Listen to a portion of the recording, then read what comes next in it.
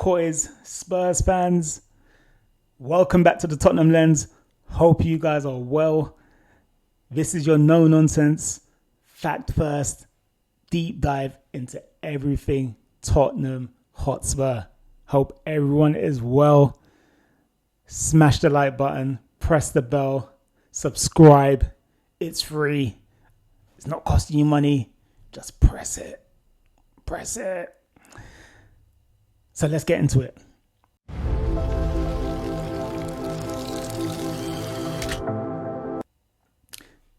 Today, as pre-season training has started under Roberto De Zerbi. What was that? Under Roberto De Zerbi, we're breaking down the big moves, the big stories, the continued shake-up in the medical department and the performance department, the players lightly heading out this summer, including the likes of Manor Solomon, Dane Scarlett, Phillips, and others, the Teenan Thompson situation, Pedro Porro's World Cup win, and should he become our captain? And the honest stats behind our forward line. The struggles with Dominic Solanke, Richarlison, Randall Kolo Muani, and exactly who's back, returning in time for the tour to New Zealand and Australia. Let's get into it. So first, guys, we are going to talk about the medical department, the performance department, the overhaul for the second summer in a row, the second summer of change. Again, if you're still with me, please like, subscribe, hype the video. It's all free. You're doing it for a great cause. You're supporting a Tottenham brand, okay? Or Tottenham channel, should I say. So, Spurs have gone through persistent injury problems and it's triggered major behind-the-scenes restructuring. So I'm going back a bit. So we've had long-serving head of medicine and sports science, Jeff Scott, who left after 20 years back in 2024.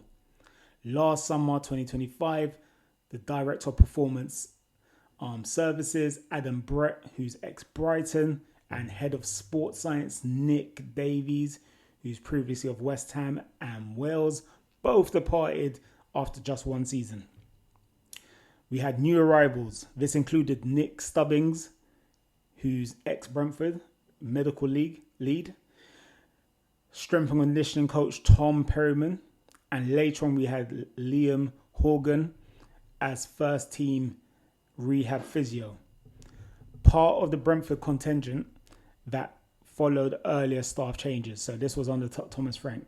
Now moving on to 2026 with Roberto De Zerbi now in charge, further moves then came. We then had Dan Lewington, ex-City Football Group, as performance director leading a wide review. Michael Cooper, internally promoted head of sports and internal investigation injuries. You looked into the retractable pitch and even sports psychology support. So there's been a big change up in terms of our medical performance department. We've seen many ads going out on Indeed and all sorts of stuff because the medical department, I guess, has not been seen as competent in terms of doing their job. And especially when you're changing managers, you need a medical department who can also change with that. So it doesn't mean you necessarily have to change the people in their roles, but they have to be able to adapt to the demands of what those players are going to be put through and how the rehab needs to look like in terms of strengthening injuries or just strengthening themselves in general. But also there's been a deep dive into our retractable pitch and is it something that's caused injuries? And from the overall consensus is that the pitch has not caused any injuries in terms of that. it's more of the medical department. So we're now going to move into the second thing that we're going to bring up, which is obviously summer 2026, the sales window, who's likely to go. And again, guys, if you're still with me, press the like button, press subscribe, hit the bell, stay with me. Please support the channel. And thank you for everyone who has supported the channel, commented, liked. It's a privilege to be able to do this, as I'm a major Tottenham fan, and I just want to be able to get as much content out to you guys and entertain. Okay, so with big incoming signings such as Tonali, who was now a record transfer signing, Fernandes, who was our record transfer signing for the matter of a couple of days or a week maybe. We've also got the likes of Van Hecke, Robertson, Senesi, Dubravka, who's also walked through the doors of Hotspur away. The players who are likely to leave us this summer, we're looking at players such as Manor Solomon, who came to us back in 2023, but since his move from Shakhtar, it has not progressed for him. He's constantly been on loan. His recent loan has been with Fiorentina, and we attached a deal of an option to buy of around 8 to 9 million. But he faces a lot of fitness related doubts.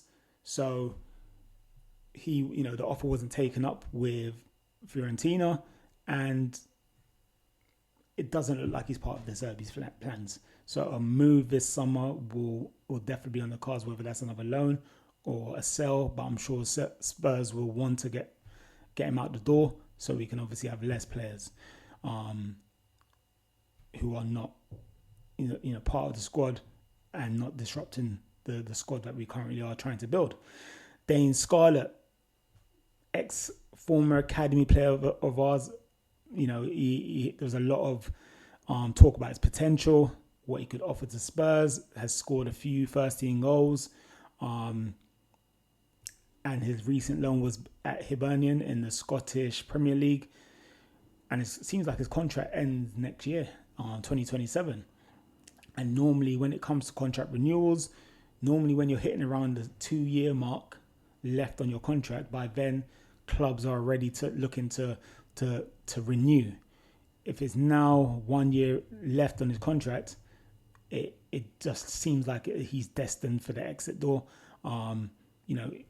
Nice fella, but again, it just doesn't seem like he's going to make it at this level right now. But there's potential for him to do so. So maybe a move to the Championship or the Scottish Premiership might be something for him. And I look forward to hopefully seeing what he can offer in the future. We've got Ashley Phillips, young centre back, a lot of potential.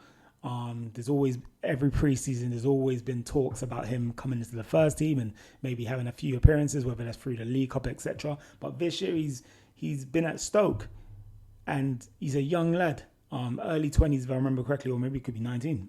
I can't remember. Please put it in the comment section. Let me know his age.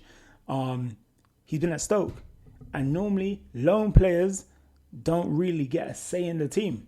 But Ashley Phillips has been captaining. He's been captain at Stoke City on a loan move. That normally does not happen. That never happens.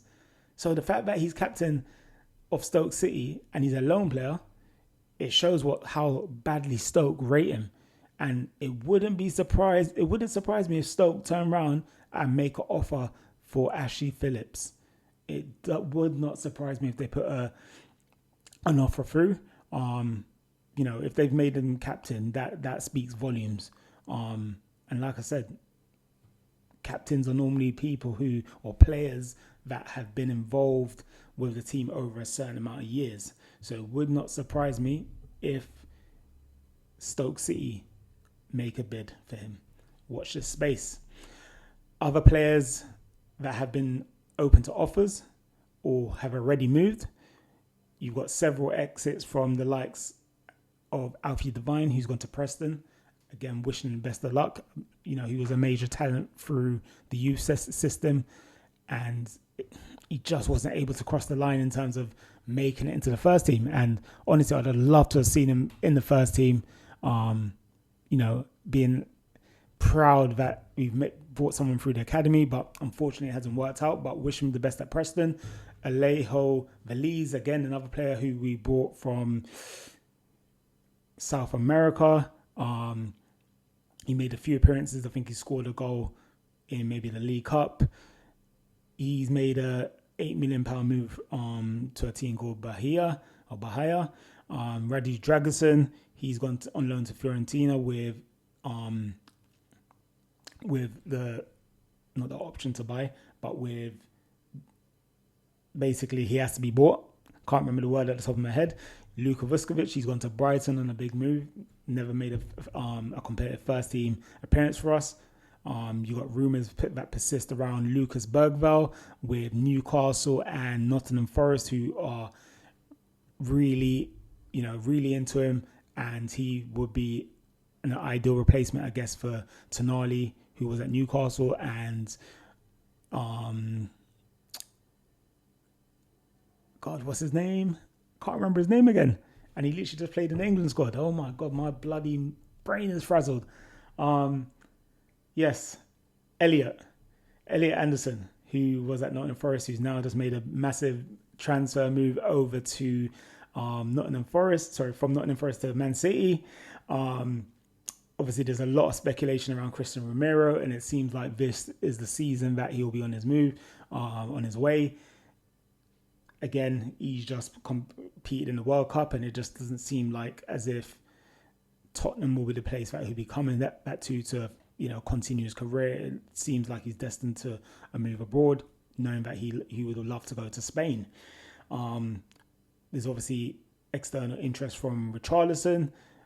Jed Spence has been discussed about, and also Vicario, potentially going back home to Italy.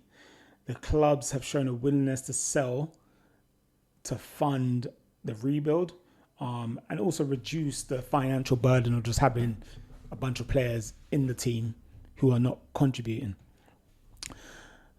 Also adding to that, Teenan Thompson, he's made his move to Manchester United for an overall package of 8 million. So I think that's 4 million up front and 4 million that we can get in add-ons. Again, I want to see players from our youth academy push up to the first team and play consistent, consecutive games. But with the seasons that we've had in the last, 2 to 3 seasons, we're just not at a stage where we can do that. And again, if the players are not ready for first team football, there's no point getting them playing, because that's only going to do so much more harm and damage to the player's future career. So it's best sometimes to go, you know what? It's time to call it a day, get them moving. I'm just so proud that Tottenham have made a good move out of it, in the sense of we've got 4 million up front and then 4 million add-ons. So hypothetically, if you've got 8 million, that's a great move. Again, for a player who, hasn't, again, made any first team appearances, but obviously there's, he's got potential. Unfortunately, we just can't accommodate him right now. So it's just one of those ones. Again, guys, if you're still with me, press the like button, hit the bell, press subscribe. It's free. Support the channel. We're moving on to Pedro Porro, World Cup finalist, World Cup winner, shall I say. And there's a debate around this. Should he be captain? Obviously, there's a lot of talk about Pedro Romero's future around Tottenham. And if he's to exit Tottenham, should Pedro Porro be considered to be our captain? So Pedro Porro has signed a new long-term contract, which is running to... Sorry about that, guys. So Pedro Porro has signed a new contract, long-term contract, which is running to 2031. And he's been a standout performer for Spurs in general. A lot of us will talk about Pedro Porro not being the greatest defender, but I think in the last 2 seasons, you have to look at our squad overall. We have not defended well as a team, and that's left players to be exploited. And I feel like there's many times we want to blame somebody. There has to be a name attached to, some sort of wrongdoing. Unfortunately, Tottenham have been crap. But Pedro Porro, obviously, this season we've seen him, I guess, have a few sort of run-ins with fans. Not major run-ins, but obviously arguing with fans. He's tried to keep the Spurs team together as much as possible. That is captain material in my eyes. You know, he's an international player. He's played in... He was at Man City, obviously came through, was playing in their academy, didn't really sort of make it through to the first team. Played in Portugal. He's come to the Premier League. He's played for Spain. He's won the World Cup. There's a case for him being a first team captain. A first team captain is normally somebody who's long serving, who's been at the club a while, vocal in personality, and obviously he joined us in 2023. So there's potential, there's a potential statement to say, yeah, he could be captain. But also there's other players that we could put there up for grabs, which is Maddison. You could say Maddison could be a captain for us. Again, if you feel like Pedro Porro should be the captain, let me know in the comment section. If you feel that Maddison or some other player should be captain, put their name in the comment section. There's on X, I did mention, the likes of Tonali, he could be a captain. Sometimes captains don't have to be the ones who's constantly vocal. They could be someone who inspires the team with their performance. Less talking, more doing.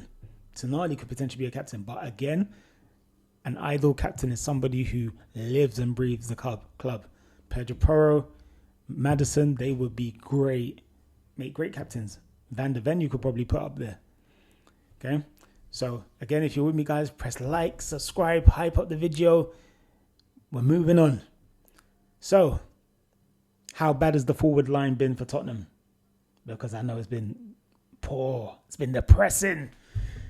It's been frustrating watching Tottenham Hotspur's forward line. That forward line has consisted of Dominic Solanke. It's consisted of Richarlison. It has consisted of Randall Kolo Muani. Let's go through the stats. So, in 2024, Dominic Solanke joined Tottenham from Bournemouth after having a great season of scoring like 20 plus goals in the Premier League.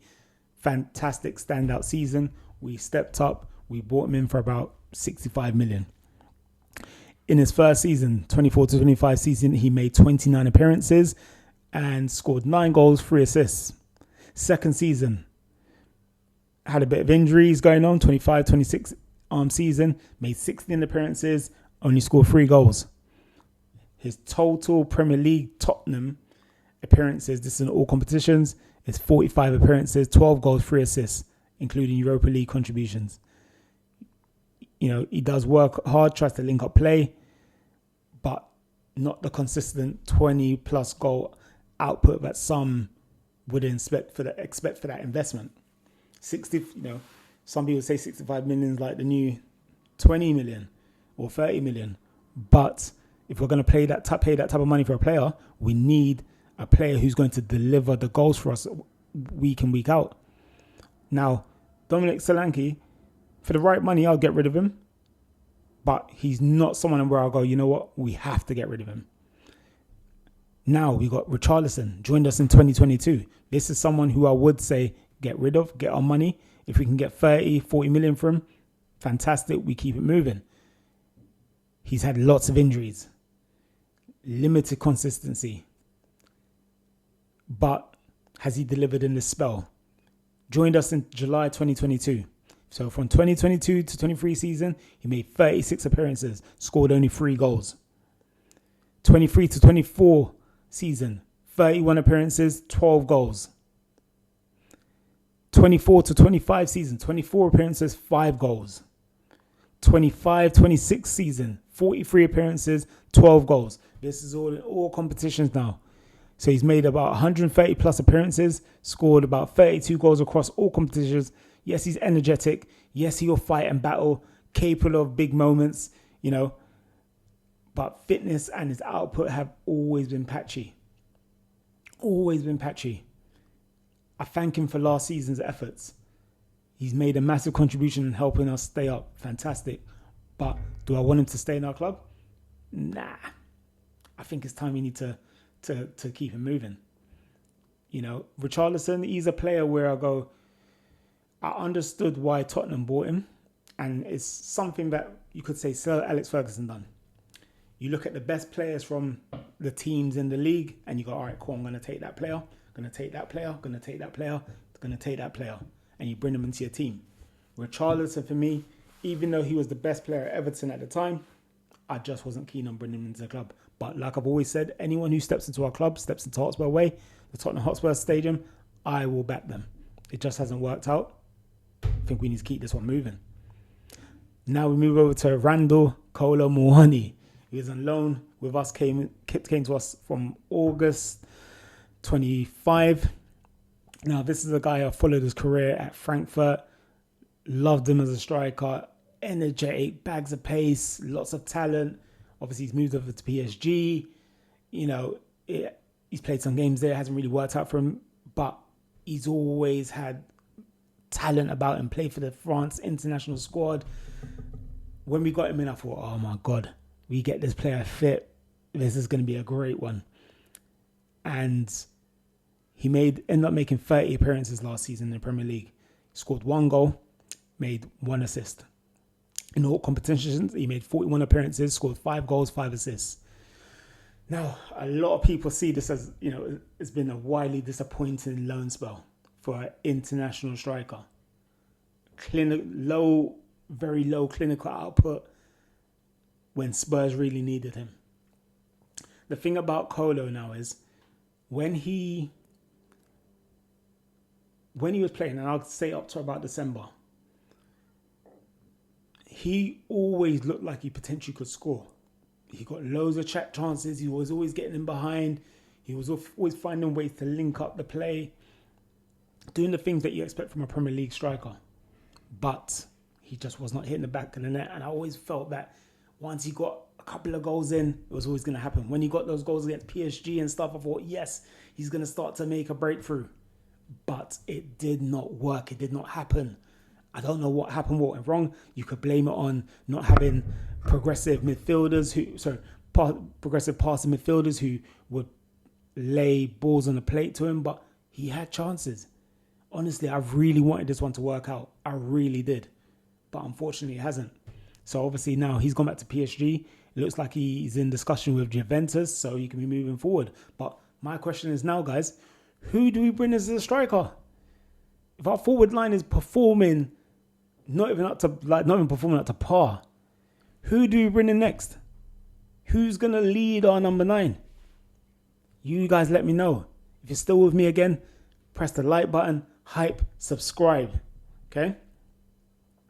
So now we're moving on to the pre-season games, which are gonna start. The first one starting this Wednesday. Again, sorry about that. My wife is trying to call me. So we move on to now the next the next part, which is the pre-season games, the pre-season tour. First pre-season fixture starts this Wednesday against MK Dons. If you are a Spurs or Hotspur member, I think member Premium Plus, you should get Spurs play. You should be able to watch this game online or watch it at a later date. So obviously pre-season began on the 10th of July. That was the first day of pre-season where all the players came in for their medical and fitness testing and the gym. The full pitch sessions where De Zerbi started to do his part started from the 13th of July, which I believe was the Monday. Now, the squad now heads to New Zealand for around the 23rd of July for friendlies against Auckland FC and then Australia to play against Sydney FC and Chelsea. Before that, we have a home game against MK Dons and Hoffenheim in the doubleheader before the Premier League starts. So who's back or returning? So in the early group, we've seen the likes of Manor Solomon, Ashley Phillips, Kota Takai, Yang Min Hyuk, plus regulars such as Dominic Solanke, Richarlison, Archie Gray, Destiny Udogie, James Maddison, Ben Davies. We've seen new signings such as Mateus Fernandes, Martin de Brugge, and Tonali. We've also seen players who are recovering from injuries such as Mohamed Kudus, Dejan Kulusevski, we've seen footage of him obviously striking a ball online. I think that was his personal coach. And we've also seen the likes of Wilson Odobert and Xavi Simons, who are expected to return towards the back end of 2026 or early January 2027. No expectations there. We've also got the World Cup players, such as Pedro Porro, Ramiro, Van de Ven, Bentancur, Sarr, Bergval, Spence, plus the new signings such as Robertson, Senesi and Van Heck. Now, when it comes to international tournaments taking place, such as the Euros and the World Cup, players come back on a staggered return. So, wherever that player and his international team have been taken out of the tournament because they haven't progressed to the next round, they then return 3 weeks after that. So the players that we do expect to come in just in time for the tour will be players such as Van de Ven, Bentancur, Sarr, Bergval, Robinson. Those were the early players. The players who will come back a lot later would be the likes of, and I'm assuming they'll probably, given the dates, I'm assuming they'll return just before the Premier League season starts. We're looking at the likes of obviously Porro, Ramiro, Jed Spence, Senesi, as they literally just played. Jed Spence obviously just played on Saturday in the third, in the bronze playoff game. And then you had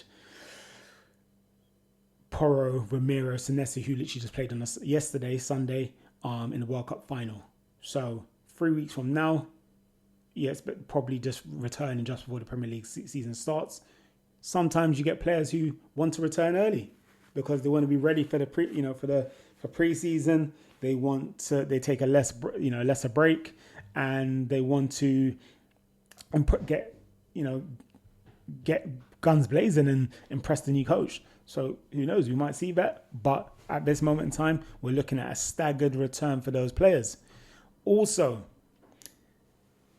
our transition coach, Stuart Lewis, he has now made a move to Ipswich Town, who are now in the Premier League. He'll be a first-team coach. So again, we just want to send warm wishes to Stuart. Thank you for his services. A transition coach is a coach that supports the development of the under-21s and under-18 players who could to get them to push it to the first team. So sometimes you end up seeing certain fixtures, put into the schedule to get the under-21s players or certain under-18s players to come against better opposition to aid their development to become first-team players. Again, Stuart, just want to thank you very much for your services. Wish you all the best at Ipswich. Just make sure that you don't give them the winning formula to beat us. But yes, guys, Spurs fans, the reset is actually real. The medical department, the overhaul is ongoing. The squad being trimmed down with Solomon, Scarlett, Phillips, and others are likely to move, including the likes of Sarr could move. Bergval could potentially move for the right money.